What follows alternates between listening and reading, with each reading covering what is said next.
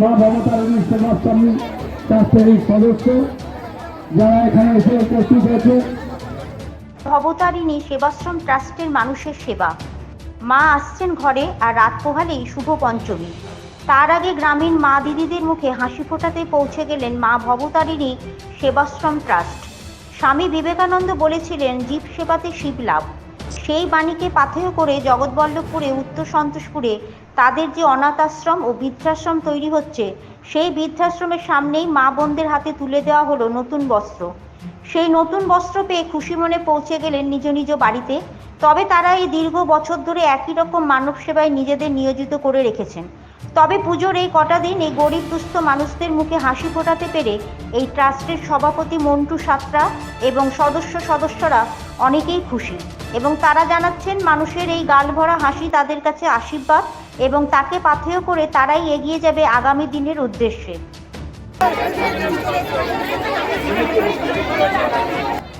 সদস্যকে আমি বলছি, আপনারা লাইনটা ঠিক করুন, তারপরে কোনো কিছু দেবেন। আমার কথাটা শুনুন, টোটাল বন্ধ করে দিন, টোটাল বন্ধ করে দিন। আগে লাইনটা এদিকে দেবে, তিনটে লাইন করুক, এদিকে লাইন করুক, তবে দেওয়া নালে বন্ধ করে দিন, দিতে বলছি, একদম বন্ধ করে দিন। আগে লাইনটা দিক, তারপরে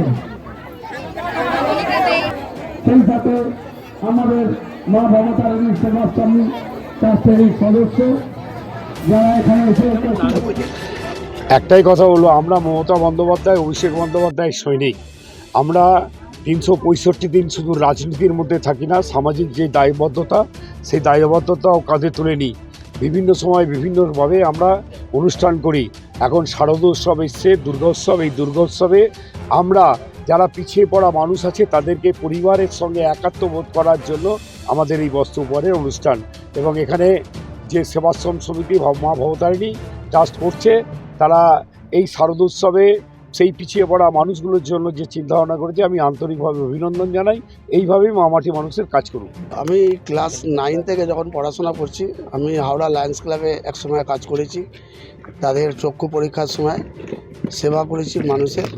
আমি তখন ক্লাস 9 থেকেই আমার এই চিন্তাভাবনা ছিল, এবং তারপরে আমরা নিজেরাও অনেক টাস্ক করেছি, কিন্তু করে সেটা বাস্তবায়িত করতে পারিনি অর্থের অভাবে। কিন্তু এখন আমাদের বন্ধুবান্ধব বা যারা রয়েছে সকলের প্রচেষ্টায় আমরা এই মা ভবতারিণী সেবাশ্রম ট্রাস্ট করেছি। আমাদের চিন্তাভাবনা এটাই যে আমরা এক ছাতার নিচে মা ভবতারিণী সেবাশ্রম ট্রাস্টের বৃদ্ধাশ্রম এবং অনাথ আশ্রম। একজন বয়স্ক মানুষ মা, তিনি একজন বাচ্চাদের পাবেন, সন্তান রূপে তাদেরকে পালন করতে পারবেন, এবং যে বাচ্চাগুলো অনাথ শিশু মাতৃহারা রয়েছেন তাদেরকে ওনারাও কিন্তু একজন অভিভাবক খুঁজে পাবেন।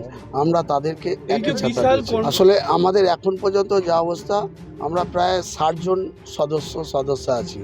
তো আমাদের প্রত্যেকের মান্থলি একটা কথা আছে যে 1-1.5 হাজার টাকা করে এখনই আমরা দিই প্রত্যেক মাসে, এবং আরও যে যা সমর্থ আমরা নিজেরা, কোনো রকম ফান্ডিং অন্য জায়গা থেকে তোলা বা অন্য কিছু না, আমরা নিজেদের মধ্যে দিয়েই এই ট্রাস্টটিকে আমরা বাঁচিয়ে রাখার চেষ্টা করি। আমরা এখনও পর্যন্ত সরকারিভাবে কোনো অনুদান পাইনি এবং সরকারিভাবে কোনো রকম পাওয়ার চিন্তাভাবনা এই মুহূর্তে করিনি।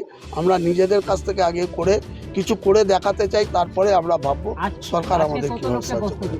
এখন পর্যন্ত আমাদের আজকে সকালে আমরা যেটা দিয়েছি, প্রায় 700 বাচ্চাদের আমরা বস্ত্র বিতরণ করেছি।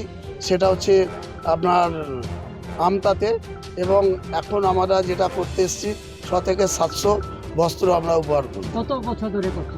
আমরা এটা করছি অনেক দিন ধরে, কিন্তু এখানে আমরা শুরু করেছি 2 বছর। আপনার নাম? আমার নাম মন্টু কুমার সাঁতরা, মা ভবতারিণী সেবাশ্রম ট্রাস্টের সভাপতি আমি।